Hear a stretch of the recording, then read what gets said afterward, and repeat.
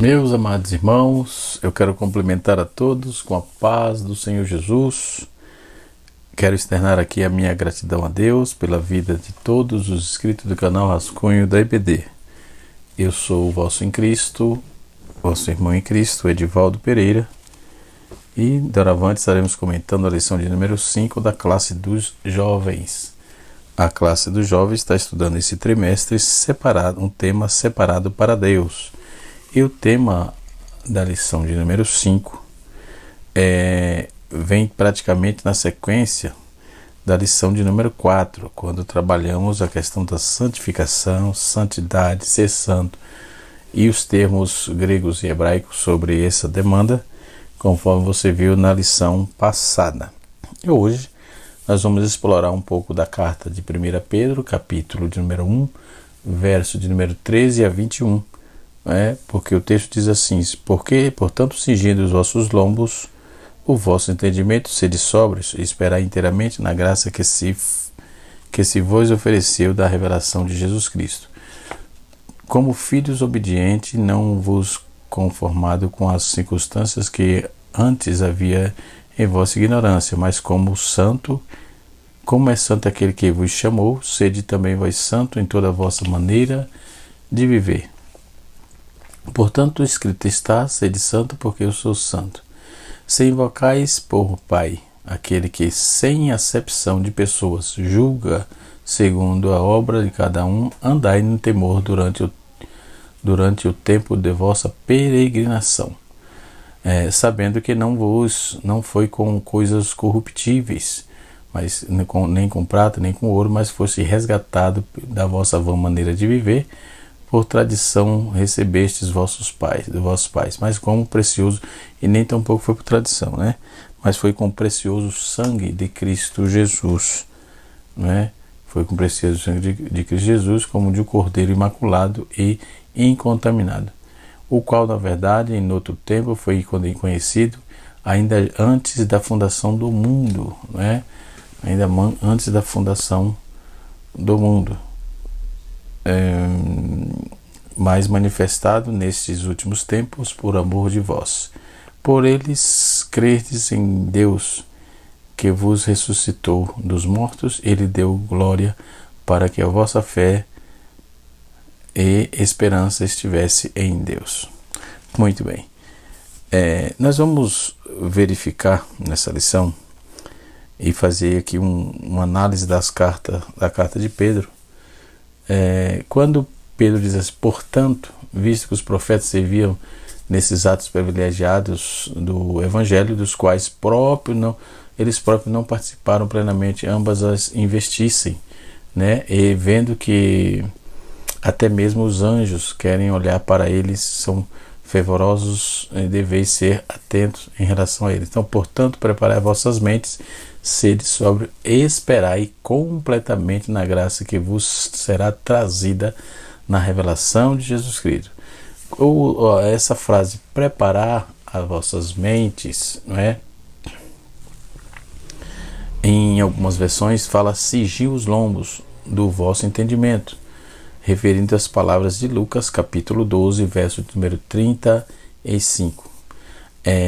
Quando vamos ver que uma imagem tirada do modo como o israelita comia a Páscoa, como no manto externo solto, cingido pela cintura com um cinto, prontos para uma viagem, Trabalhadores, peregrinos, carregadores, lutadores, guerreiros, todos eles são tipos de cristão, é taxado as qualidades de cristão,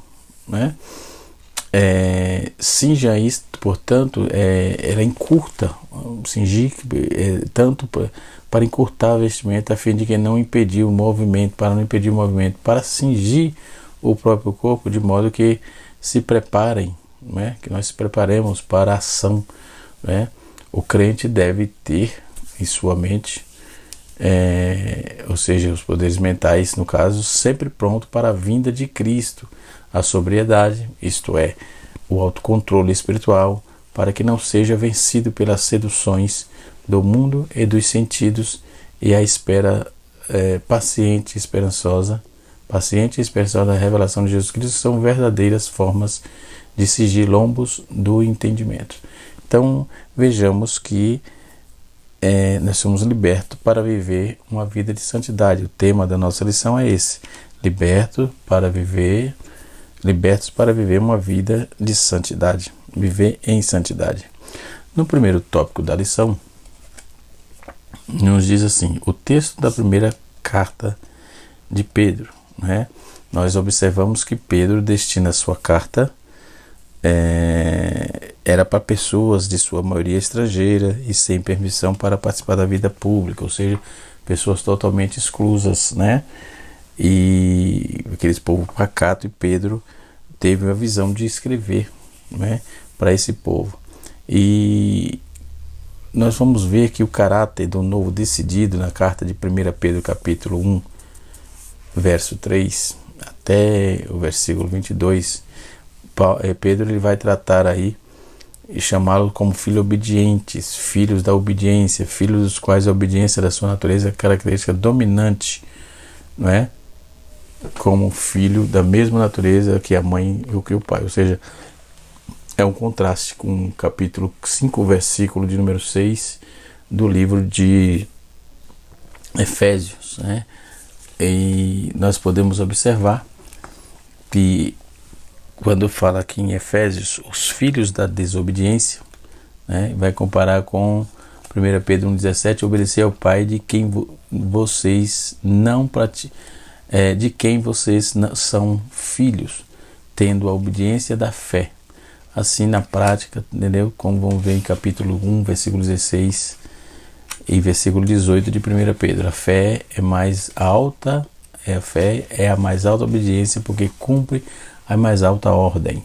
Já dizia Martinho Lutero, a fé é a mais alta obediência, porque cumpre a mais alta ordem, né, de crer naquilo que confia, né?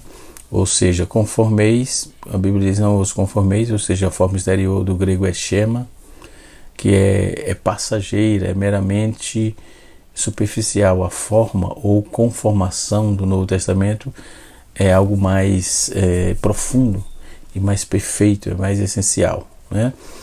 E o texto nos aponta no versículo número 1, quando ele fala sede sóbrio, esperai completamente, perfeitamente, para que não haja nada insuficiente na vossa esperança, nenhuma perda na vossa confiança.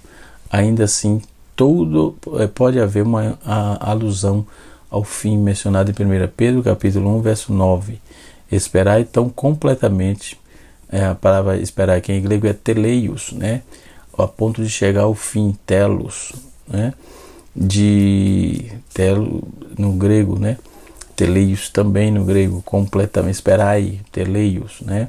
Completamente, ou seja, sua fé e sua esperança, a graça vos será trazida na revelação de Jesus Cristo, ou seja, assim como a graça será aperfeiçoada, assim também deve esperar perfeitamente. A esperança é perfeita, não é?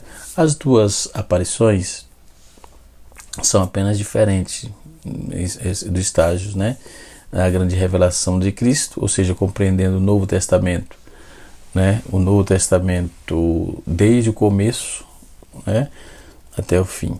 Então podemos observar que no versículo 14 o texto diz assim: como filhos obedientes, não vos conformei com os maus desejos do passado, de quando erais ignorantes. Ou seja, da sobriedade do espírito perseverar a perseverança da esperança. Pedro ele sai da sobriedade, né, da sobriedade do espírito e da esperança, da perseverança da esperança, ele já passa para a obediência, santidade e temor reverencial. É isso que ele trata, né, marcando ele diz assim, vai dizer não, está escrito, como, ou seja, como filho, como, marcando o atual caráter como nascido de novo, o filho como você nascido de novo, né?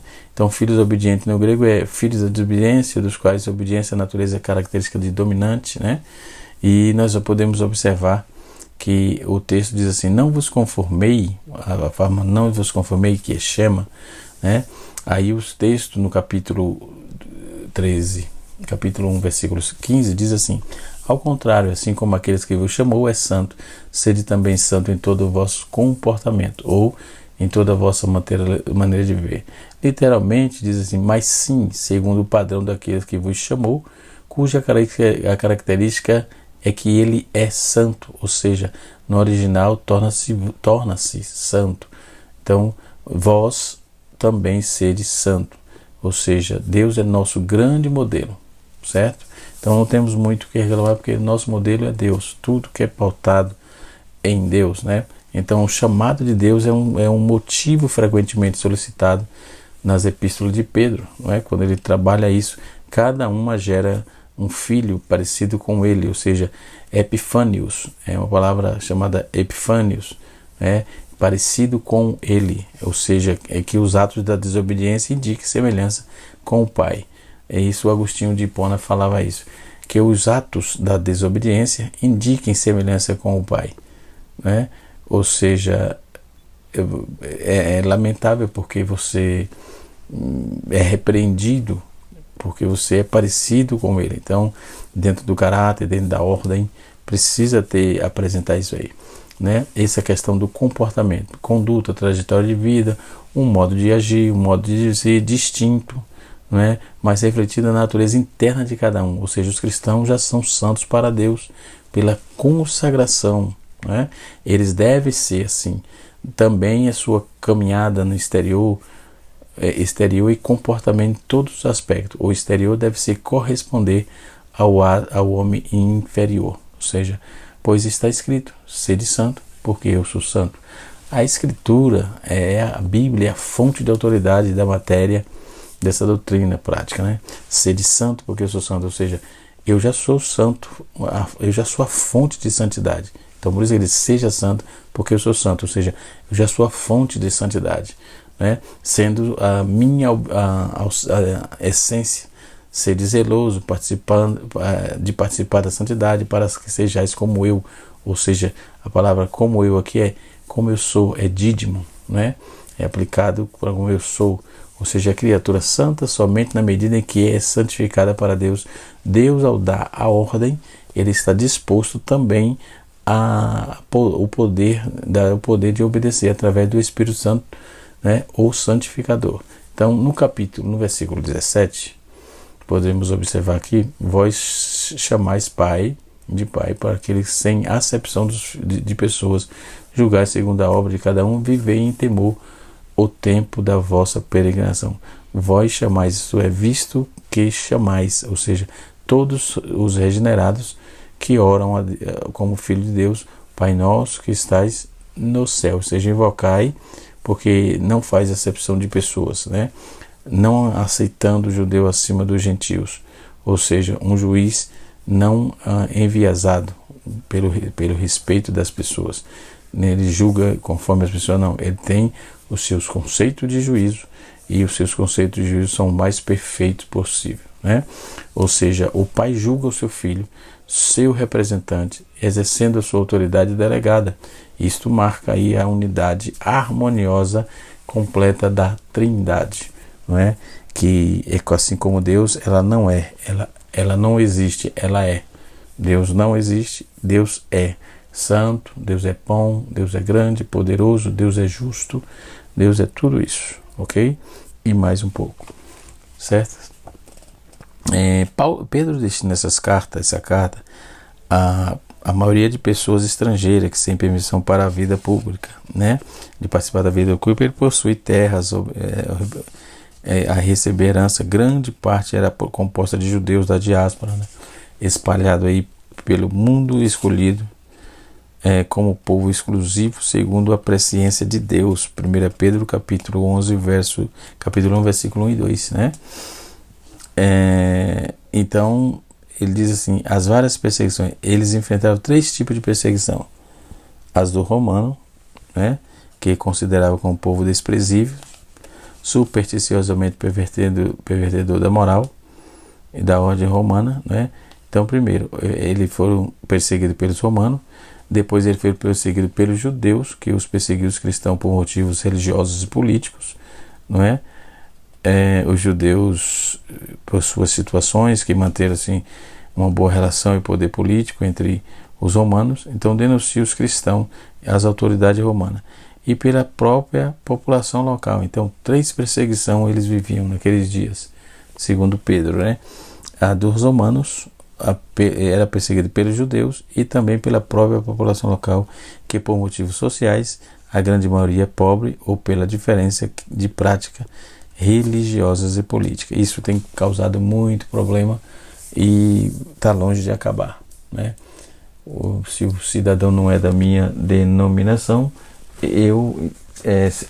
se entende, né, que ele não comunga a mesma fé. Isso é uma confusão, não é? Então, o sofrimento que o Pedro trabalha aqui, dentro dessa proposta, ele fala o problema do sofrimento é o tema central da epístola. A carta tem o propósito de encorajar os destinatários, né, e manter a sua fé, mesmo diante das adversidades, né? Então, jovens, podemos observar que viver na situação deles e seguir as orientações bíblicas não é tão simples assim. Ou seja, exige muita disciplina e fé. No entanto, o autor afirma que o sofrimento por causa da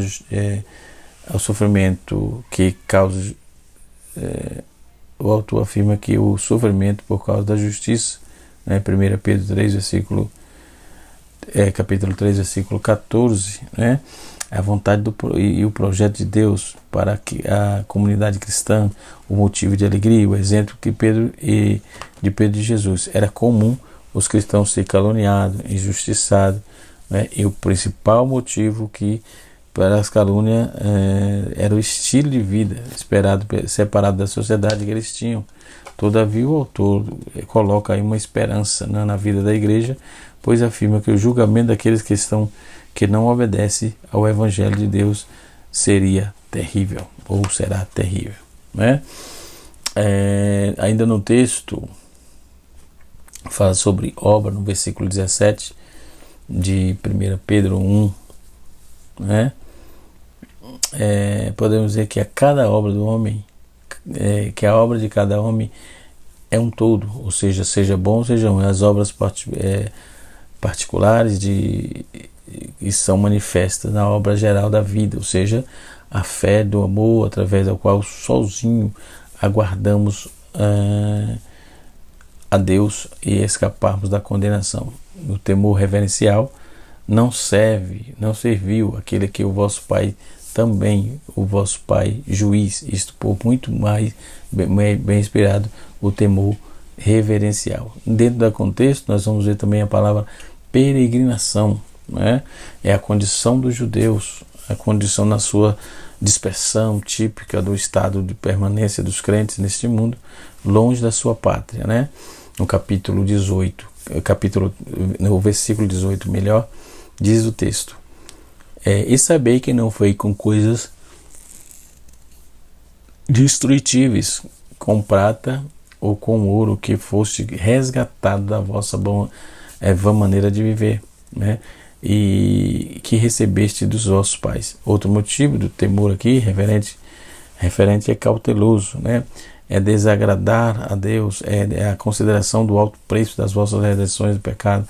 Então vamos observar que somos nós que somos comprados pelo sangue de Cristo, não o céu. Na Escritura não se diz o sangue de Cristo compra o céu para nós, ou seja, o céu é a herança, né?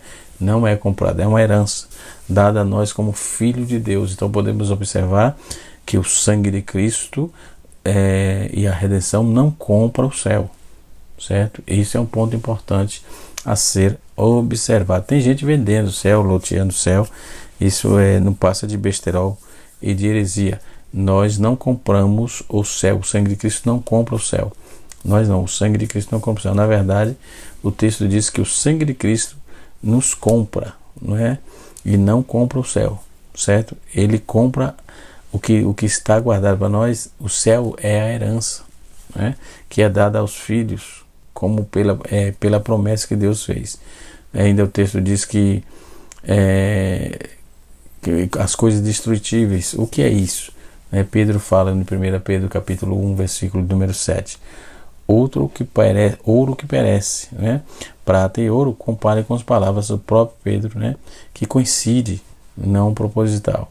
Ou seja, ouro e prata estão sujeitos à corrupção e não podem libertar ninguém da morte espiritual e corporal. Eles são, portanto, pouquíssimo valor, são de pouquíssimo valor. É um contraste de 1 Pedro, capítulo 1, versículo 19, que diz que o precioso sangue de Cristo, né? Ou seja, o israelita é resgatado por meio de ciclos, cada um, né? E que ia para comprar o cordeiro, para o sacrifício diário. Enfim, nós vamos ver isso em Êxodo 12, versículo de número, Êxodo 30, versículo 12 a 16, e Números, capítulo de número 3, versículo 44 e 51. Mas o cordeiro que se redime, o israelita espiritual, faz sem dinheiro e nem preço. Né? A igreja do primogênito redimida pelo pecado e da maldição com o sangue precioso de Cristo. Né? Em todas essas passagens há a ideia de substituição. Então, a entrega de um pelo outro mediante ao precioso sangue de Cristo. Né? Que o resgate foi, portanto, pago ao juiz, justamente indignado, e foi aceito por Deus como uma satisfação vicária, né? Pelo nosso pecado, e na medida que foi o seu próprio amor e a justiça que o determinam, né? Ou seja, um israelita vendido como escravo para pagar aí uma dívida poderia ser redimido por um de seus irmãos, né? E a vossa maneira de viver, portanto, aquele por quem somos redimidos, é também aquele que somos sem justa abolição, sem maldição, e não haveria libertação, né? Ou seja, que é impossível que a graça e a justiça de Deus teria entrado em colisão. É impossível que isso aconteça, né? Ou seja, mas agora, tendo Cristo levado a maldição dos nossos pecados, libertado daqueles que são feitos filhos de Deus pelo seu Espírito, né? Vã maneira é autoenganada, ou seja, irreal, inútil, fútil, prometendo o bem que não realiza. Compare com os gentios, né? Quanto aos filósofos, né? E quanto aos judeus desobedientes, podemos ver isso, né? No versículo 19 diz assim: mas sim, pelo sangue precioso de como cordeiro que sem falha e sem contaminação, o sangue de Cristo. Ou seja, precioso aqui é um valor inestimável, que no grego está assim: com o precioso sangue como de um cordeiro sem mácula, ou seja, em si mesmo, sem mancha, contraído pelo contato com os outros. Ou seja, mesmo o sangue de Cristo, por exemplo, embora fosse homem, permaneceu puro em si mesmo, né? Sem falha, sem mancha, e assim sucessivamente, né? Outro ponto importante é o tópico de número 2, que fala assim: a santificação recebida na justificação deve ser mantida. A justificação recebida na justificação deve ser mantida, que traz a esperança, né? O texto que estamos estudando aqui, no capítulo 1, versículo de 13 a 12, parte dessa sessão maior fala sobre os novos estatutos, os novos status do cristão em sua consequência, né? Essa sessão é construída por uma sequência de indicativos, imperativos, sendo os primeiros serve como fundamentação para os imperativos, após a indicação das bênçãos, da salvação, do louvor prestado a Deus, pela sua bondade e misericórdia, né, em conceder a sua graça. Nós vemos aí os imperativos que alertam, né, para o desenvolvimento de uma santidade contínua e progressiva que liberta o cristão da antiga vida, né? Deus é santo, né? Na lição passada exploramos bastante isso. Se você ainda não viu, pode ver aí no canal a aula de número 4, tá certo? Da classe dos jovens, né? Diga-se de passagem que a de adulto também está muito boa, está muito interessante. Deus é santo. No capítulo 1, versículo 15 e 16, né? Você vai ver que Deus explora aí, aponta aí para Pedro aponta para a santidade de Deus, né? Ao contrário, assim como aquele que vos chamou, que é santo, sede vós também santo. Versículo 16 assim: pois está escrito, sede santo, porque eu sou santo. Então, ou seja, a Escritura é a fonte de toda autoridade em matéria de doutrina e prática. Ela é a fonte, não é? De toda autoridade. Então, no versículo 20, Pedro diz assim: ele já era conhecido desde antes da fundação do mundo, mas já foi manifesto o fim dos tempos, né? Por causa de vós. Ou seja, a predestinação eterna de Deus, o sacrifício redentor e sua realização antes dos últimos dias por nós, são uma obrigação condicional da nossa prática, de uma santa caminhada, de uma linguagem de Pedro aí dentro da história, corresponde ao conhecimento prévio. Aqui literalmente é a presciência, com uma coincidente marca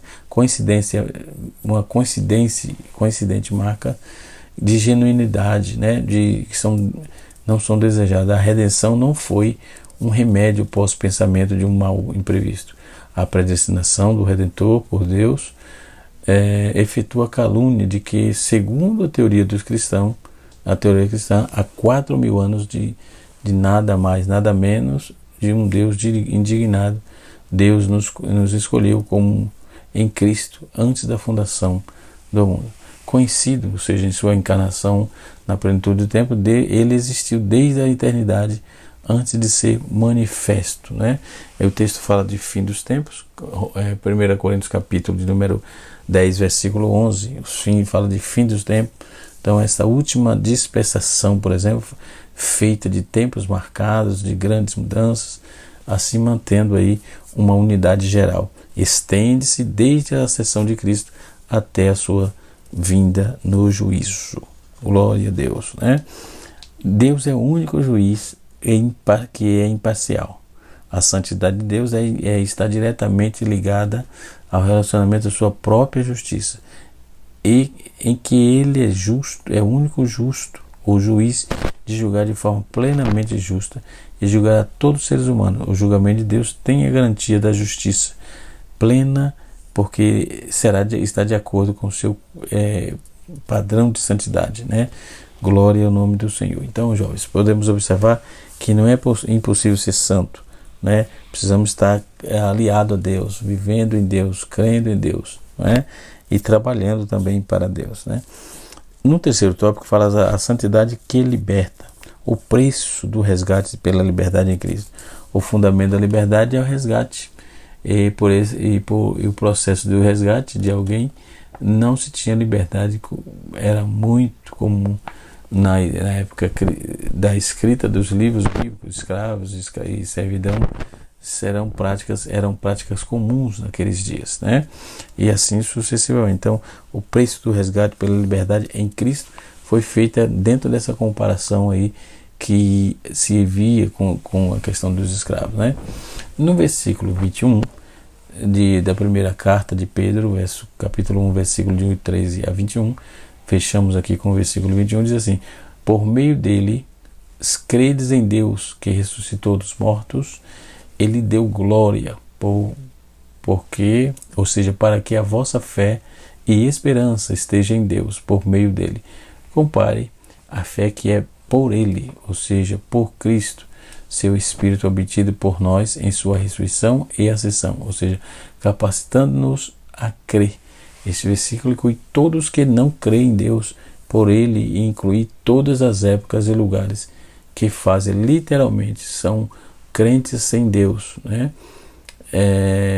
Então, credes em grego é eis.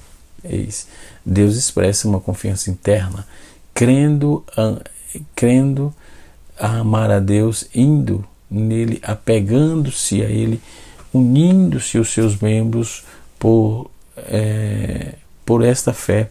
O ímpio é justificado, de modo que dali em diante a própria fé começa a operar por amor, né? Crer em grego é epi. Epi, em seu caso aí dativo, é um caso dativo, Deus expressa confiança em seus que se fundamenta em si mesmo, né? E assim sucessivamente. Então podemos observar que o arrependimento, voltando para Deus, onde há apenas um contexto vivo de arrependimento e fé, isso traz ao homem santidade, né? Então o cristão é resgatado para ser livre. Glória a Deus. Uma vez preso nos delitos e no pecado, Jesus nos resgatou para viver livre. A liberdade plena se dará somente na glorificação. Glória ao nome do Senhor nosso Deus. Que Deus abençoe todos os nossos jovens do nosso ordeiro e progressivo país, né? Deus abençoe você. Deus abençoe a todos, no nome de Jesus. Canal Rascunho DBD, ensinando para transformar vidas. Um abraço a todos e até a próxima aula.